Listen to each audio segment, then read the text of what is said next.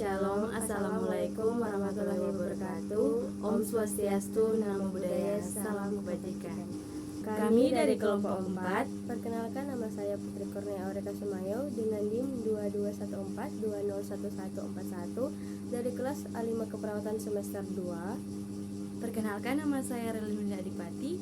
Saya dari kelas A5 Keperawatan semester 2 dengan NIM 2214201147.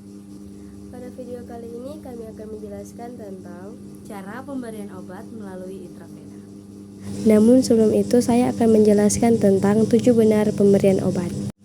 Yang pertama, benar pasien. Klien yang benar dapat dipastikan dengan memeriksa identitas klien dan meminta klien menyebutkan namanya sendiri.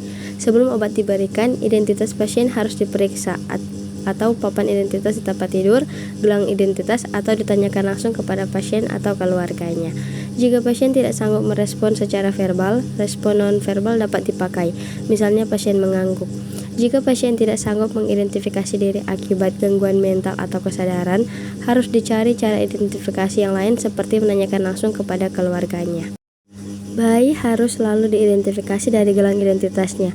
Jadi terkait dengan klien yang benar, memiliki implikasi keperawatan diantaranya mencakup memastikan klien dengan memeriksa gelang identifikasi dan membedakan dua klien dengan nama yang sama. Yang kedua, benar obat. Obat memiliki nama dagang dan nama generik. Setiap obat dengan nama generik yang kita asing atau baru kita dengar namanya harus diperiksa nama generiknya. Bila perlu, hubungi apoteker untuk menanyakan nama generiknya atau kandungan obat. Seperti baca label obat 3 kali. Untuk menghindari kesalahan sebelum memberi obat kepada pasien, label obat harus dibaca 3 kali. Pada saat melihat botol atau kemasan obat, sebelum menuang atau menghisap obat, dan setelah menuang atau menghisap obat. Yang ketiga, benar dosis. Sebelum memberi obat, perawat harus memeriksa dosisnya. Jika ragu, perawat harus berkonsultasi dengan dokter yang menulis resep atau apoteker sebelum dilanjutkan ke pasien. Sebelum menghitung dosis obat, perawat harus mempunyai dasar pengetahuan mengenai rasio dan proporsi. Jika ragu-ragu, dosis obat harus dihitung kembali dan diperiksa oleh perawat lain. Jika pasien meragukan dosisnya, perawat harus memeriksanya lagi. Ada beberapa obat baik ampul maupun tablet memiliki dosis yang berbeda tiap ampul atau tabletnya. Misalnya dapat dilihat pada gambar di bawah. Diazepam tablet dosisnya berapa? Ini penting karena satu tablet amlodipin dosisnya ada 5 mg, ada juga 10 mg. Jadi Anda harus tetap hati-hati dan teliti. Implikasi dalam keperawatan adalah perawat harus menghitung dosis dengan benar. 4. Benar rute. Obat dapat diberikan melalui sejumlah rute yang berbeda. Faktor yang menentukan pemberian rute terbaik ditentukan oleh keadaan umum pasien, kecepatan respon yang diinginkan, sifat kimiawi dan fisik obat, serta tempat kerja yang diinginkan. Obat dapat diberikan melalui oral, sublingual, parenteral, topikal, rektal, dan inhalasi. A. Oral adalah rute pemberian yang paling umum dan paling banyak dipakai karena ekonomis, paling nyaman dan aman. Obat dapat juga diabsorpsi melalui rongga mulut atau sublingual atau bukal, seperti tablet ISDN. B. Parenteral. Kata ini berasal dari bahasa Yunani, para berarti di samping, enteron berarti usus. Jadi parenteral berarti di luar usus atau tidak melalui saluran cerna. Obat dapat diberikan melalui intrakutan, subkutan, intramuskuler, dan intravena.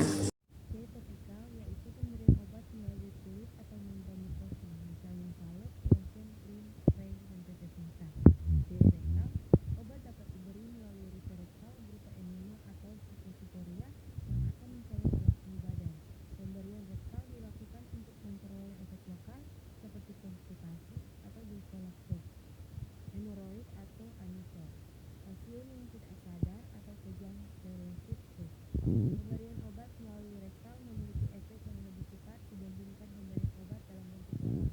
Namun sayangnya tidak semua obat dapat disediakan dalam bentuk subkuria. E. Inhalasi, yaitu pemberian obat melalui saluran pernafasan.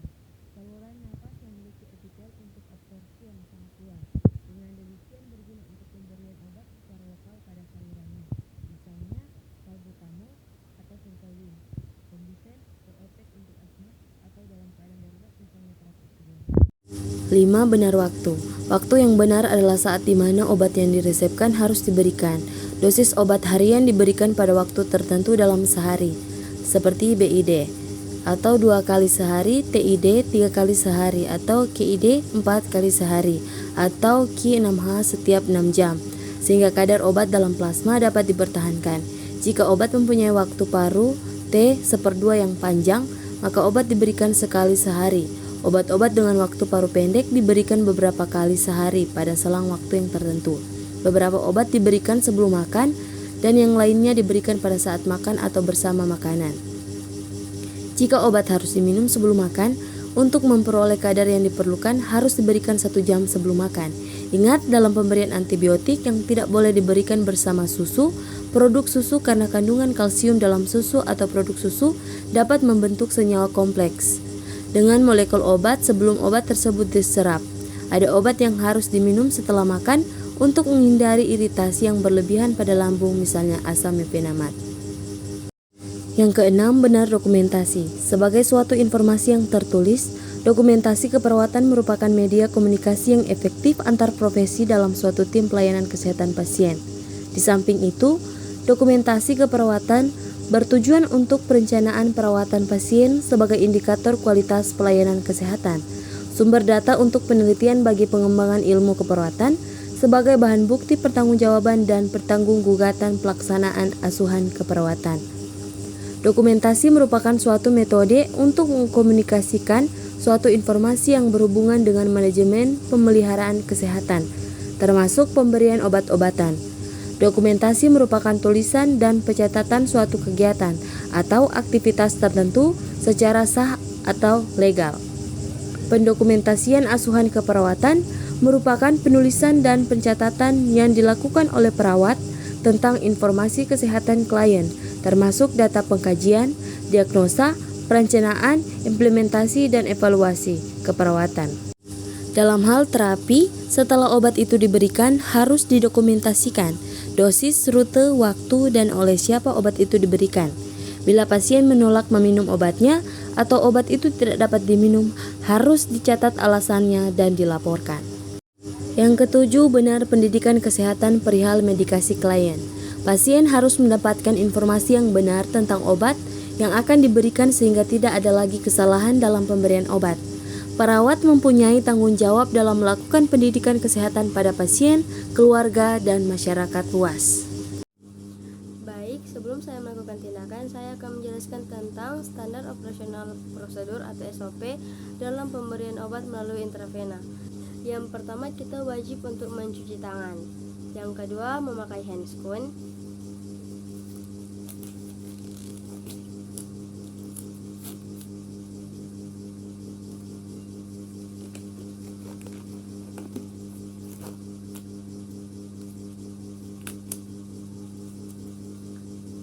Yang ketiga, persiapan alat, yaitu yang pertama obat, yang kedua dispo ukuran 3 cc, yang ketiga alkohol swab, yang keempat pastikan identitas pasien sesuai dengan yang tertera di obat.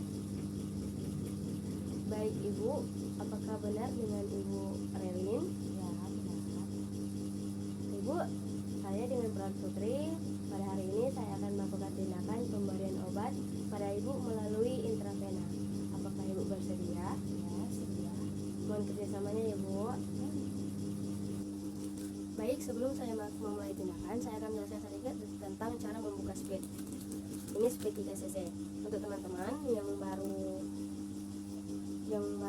belajar, yaitu kita jangan membuka speed dari atas dengan cara merobek. Itu salah ya teman-teman, yaitu di atas yang sudah tertera tulisan open. Kita open ya sih, seperti ini. Tarik, jangan dulu diambil ya teman-teman. Bagian biru dan putih ini, bagian biru yaitu untuk suntiknya atau untuk jarumnya, kita satukan dengan suntiknya. Jadi dengan cara kita putar agar supaya di saat kita menggunakannya suntik jarumnya tidak terlepas. Di saat sudah terkunci atau sudah terhubung dengan suntiknya, kita ambil dari plastiknya. Sebelum kita menggunakan, kita keluarkan angin yang berada di dalam jarum, seperti kita tarik yang ininya, yang bawahnya, lalu kita buang. lakukan sebanyak 3 kali untuk mengeluarkan udara. Kita masuk dalam pengambilan obat ya teman-teman. Cara membuka switchnya juga jangan seperti ini ya, tapi kita buka menggunakan satu tangan. Itu seperti ini, kita cabut, kita lepaskan. Lalu untuk jarumnya, untuk kepala jarumnya menghadap kita ya teman-teman. Cara pengambilannya kita tusuk secara perlahan.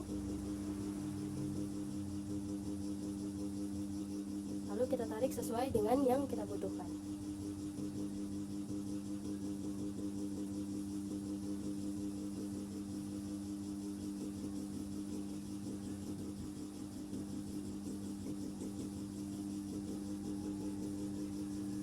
Kalau sudah, kita tarik. Lalu untuk cara mencari penutupnya, kita jangan tutup seperti ini, itu salah. Jadi kita harus mencari penutupnya. Untuk cara menutupnya yaitu kita cari seperti ini. Jika sudah masuk ke dalam ini, kita baru tutup. Nah teman-teman, di dalam sini itu ada udara sedikit. Cara mengeluarkannya yaitu seperti kita tarik sedikit, lalu kita dorong ke atas, yaitu kita ketik-ketik seperti ini untuk mengeluarkan udara yang berada di dalam obat atau di dalam suntik. Setelah itu kita suntikkan untuk mengeluarkan udara. Kalau masih ada udara atau gelembung-gelembung kecil, kita hanya ketuk-ketuk seperti ini. Nah, kalau sudah, dia akan mengeluarkan obat di atas ini, yaitu berarti udaranya sudah keluar.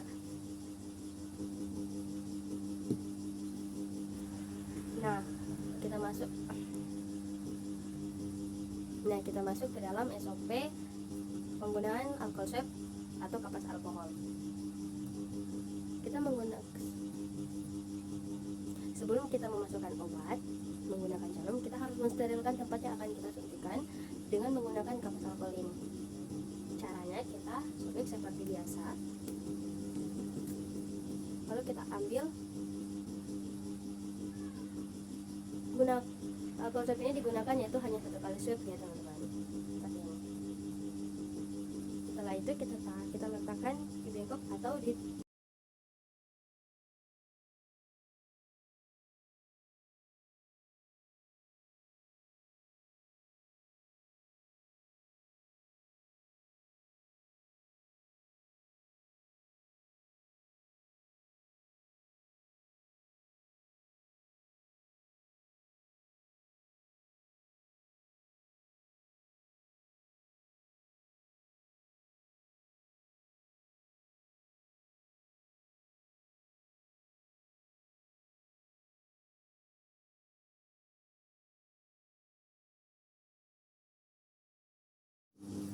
Sekian video presentasi kami.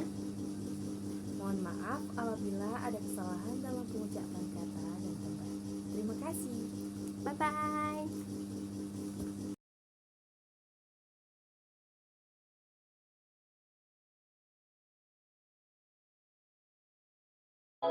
Yaitu ada kampus Universitas Pembangunan Indonesia Manado atau UNPI.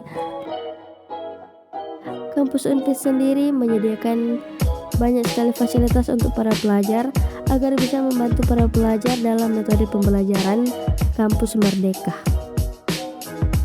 Kampus UNPI sendiri memiliki 6 fakultas, yaitu ada Fakultas Pertanian, ada Fakultas Hukum, Fakultas Teknik Elektro, Fakultas Fisip, Fakultas Sastra Inggris, dan Fakultas Keperawatan. Jika Anda tertarik, silakan datang ke kampus Universitas Pembangunan Indonesia Manado dan segera daftarkan diri Anda.